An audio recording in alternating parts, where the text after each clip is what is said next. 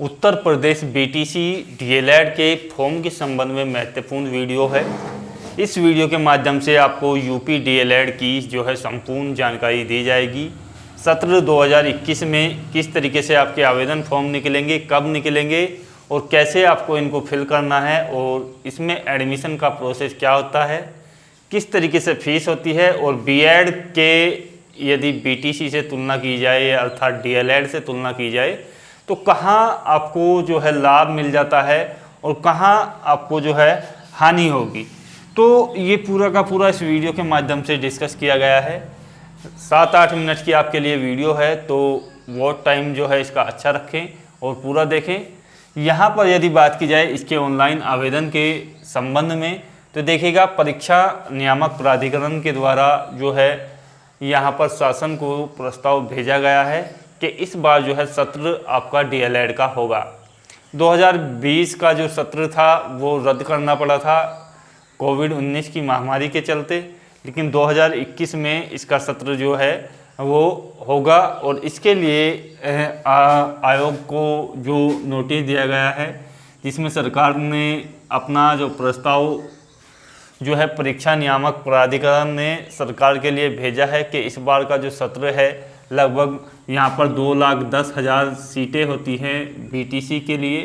तो वो यहाँ पर आवेदन निकालने की जो तिथि है उसके संबंध में कहा गया है कि अगस्त माह में इसका जो है ऑनलाइन फॉर्म होगा और एडमिशन की प्रक्रिया जो है पूरी कर ली जाएगी। यानी कि लगभग 15 दिन के लिए इसको आपको फॉर्म भरने का टाइम मिलता है और उसके 8 या 10 दिन बाद आपकी जो है कट ऑफ जारी कर दी जाती है। उसके बाद आपका जो है 15-20 दिन का एडमिशन का प्रोसेस रहता है। तो ये प्रक्रिया आपकी जो है सितंबर तक जो है कंप्लीट कर ली जाएगी और सितंबर से आपका जो है लास्ट से आपका जो है यहाँ पर सत्र शुरू हो जाएगा 2021 से 2023 के लिए। ये जो कोर्स है इसमें आपका जो है 4 सेमेस्टर होते हैं। 4 सेमेस्टर में आपका जो ये कोर्स है कंप्लीट होता है, यानी कि 2 वर्ष का वैसे इसका जो है टाइम्स है। तो 2 वर्ष में कोर्स कंप्लीट करना होता है, तो 2023 तक ये कोर्स आपका कंप्लीट होगा। क्वालिफ़िकेशन के संबंध में यदि बात की जाए कि क्वालिफ़िकेशंस आपके पास क्या होना चाहिए, तो ग्रेजुएट आपके पास होना चाहिए। और ग्रेजुएट में आपके जो है जनरल कैंडिडेट्स हैं उन लोगों के लिए और ओबीसी कैंडिडेट्स के लिए यहाँ पर 50% मार्किंग होना अनिवार्य है। बाकी एससी या एसटी कैंडिडेट्स हैं तो उनके लिए 45% मार्किंग कम से कम होना ज़रूरी है। तो ये आपके लिए जो है क्वालिफ़िकेशंस हैं। एज की यदि बात की जाए तो एज इसमें सामान्य तौर पर नहीं रखी जाती है। यह अर्थात आपकी एज जो है यदि ज़्यादा भी है तो आप इसको कर सकते हैं, इसके लिए फॉर्म भर सकते हैं। फ़ीस की यदि बात की जाए तो देखिएगा, यहाँ पर मैं ऑनलाइन आवेदन की जो फ़ीस है वो लगभग 500 से 700 रुपये होती है। लेकिन ये जो आपकी फ़ीस होती है वो मैं बता रहा हूँ, फर्स्ट ईयर में आपके जो लिए जाएंगे वो 40,000 रुपये हैं और सेकेंड ईयर में जो आपके लिए जाएंगे वो भी यहाँ पर आपके 40,000 रुपये हैं। यानी कि आपकी जो फ़ीस बनती है वो 80,000 रुपये होगी दोनों वर्षों की। और दोनों वर्षों की जो फ़ीस है ये 80,000 रुपये ये आपका जो है प्राइवेट कॉलेज में है। यानी कि यदि आप प्राइवेट संस्था में एडमिशन लेते हैं किसी भी प्राइवेट कॉलेज में तो ये आपकी फ़ीस होगी। हालांकि कॉलेज से यदि आप साठगांठ करते हैं या स्कॉलरशिप बेस पर एडमिशन लेना चाहते हैं तो कुछ कॉलेज दे देते हैं, जिसके चलते ये फ़ीस पर आपको जो है 0 फीस पर एडमिशन हो जाता है। या जनरल या ओबीसी कैंडिडेट्स हैं तो उनका कम फीस पर भी एडमिशन हो जाता है। ये इसके बारे में यदि आपको जानकारी चाहिए तो मैं आपको जो है कमेंट्स कीजिएगा, आपको कुछ कॉलेजों के नाम आपको बता दूंगा। यहाँ से यदि बात की जाए कि आपकी जो फ़ीस ये यहाँ पर बनती है, अब सरकारी कॉलेज के लिए देख लें। सरकारी कॉलेज की यदि बात की जाए तो यहाँ पर जो आपकी फ़ीस है वो बनती है यहाँ पर 10,600 रुपये। तो 10,600 रुपये ये जो फ़ीस है ये देखिएगा दोनों वर्षों की है, यानी कि 2 वर्ष की फ़ीस जो है 10,600 रुपये हैं। तो आप समझ सकते हैं कि लगभग फ़ीस आपकी जो है 5,000 से 5,500 के बीच सरकारी कॉलेज की है। और ये जो फ़ीस है सरकारी कॉलेज में ये आपको अलग अलग ईयर में अलग अलग सेमेस्टर में जमा करनी होती है, जिसके चलते थोड़ी थोड़ी फ़ीस जो है आप जो है इसमें जमा कर सकते हैं। सीट की यदि बात की जाए तो जैसा कि मैंने आपको बताया कि लगभग 2,10,000 सीटें हैं, जिसमें से 10,000 सीट जो हैं आपकी गवर्नमेंट सीट है, यानी कि सरकारी सीट है। और ये जो है जिनको डाइट बोला जाता है, प्रत्येक ज़िले में इसके कॉलेज मिलेंगे आपको सरकारी सीट के लिए, बीटीसी या डीएलएड के। बीटीसी इसका पूर्वत नाम है, अब जो है इसका नाम डीएलएड है। तो यहाँ से आपको जो है ये मिल जाता है सरकारी कॉलेज में जो है मुख्य रूप से लाभ और हानि के बारे में उससे बात करेंगे, लेकिन उससे पहले सिलेक्शन प्रोसेस को देख लेते हैं। सिलेक्शन प्रोसेस में आपकी जो बनती है, इसमें देखिएगा मेरिट बनेगी यूपी के अंदर। यदि यूपी डीएलएड में आपको एडमिशन लेना है, मेरिट कैसे बनेगी? 10th की आपकी जो परसेंटेज है वो काउंट की जाएगी, 12th की आपकी जो परसेंटेज है वो काउंट की जाएगी, और ग्रेजुएशन की आपकी जो परसेंटेज है वो काउंट की जाएगी। तीनों का योग होने के बाद आपको जो है एक कट ऑफ जारी की जाएगी। सपोज कीजिए आपके 70 मार्क्स हैं परसेंटेज में, यदि आपके 10th में हैं, 80 मार्क्स आपके जो है 12th में हैं, और 70 मार्क्स आपके जो हैं यहाँ पर ग्रेजुएट में हैं।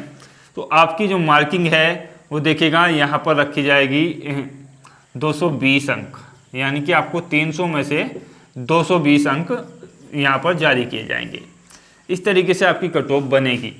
ये जो कट ऑफ है ये सरकारी कॉलेजों के लिए कितनी रहती है, चलिए देख लेते हैं। तो जो गवर्नमेंट कॉलेज हैं उनके लिए जो कट ऑफ है, तो यहाँ पर यदि डिस्कस की जाए कि गवर्नमेंट कॉलेज में यदि आपको एडमिशन चाहिए होगा तो किस कैटेगरी के लिए क्या कट ऑफ चाहिए होगी, तो जनरल जो भी कैंडिडेट्स हैं उनकी जो कट ऑफ है वो 220 के ±5 अंक तक आपकी रहती है, यानी कि 215 से 225 के बीच आपकी रहती है। ये इसलिए कम बढ़ती होती है क्योंकि प्रत्येक ज़िले में जो आपका गवर्नमेंट कॉलेज है उसकी अलग कट ऑफ जारी होती है।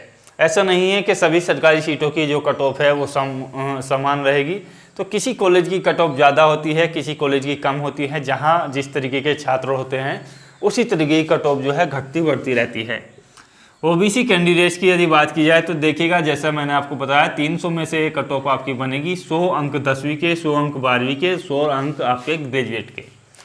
ओबीसी कैंडिडेट्स के लिए ये जो कट ऑफ है वो यहाँ पर 215 में ±5 होती है, और एससी या एसटी कैंडिडेट्स हैं और उनके लिए जो कट ऑफ है ये आपकी 200 के ±5 के आसपास होती है।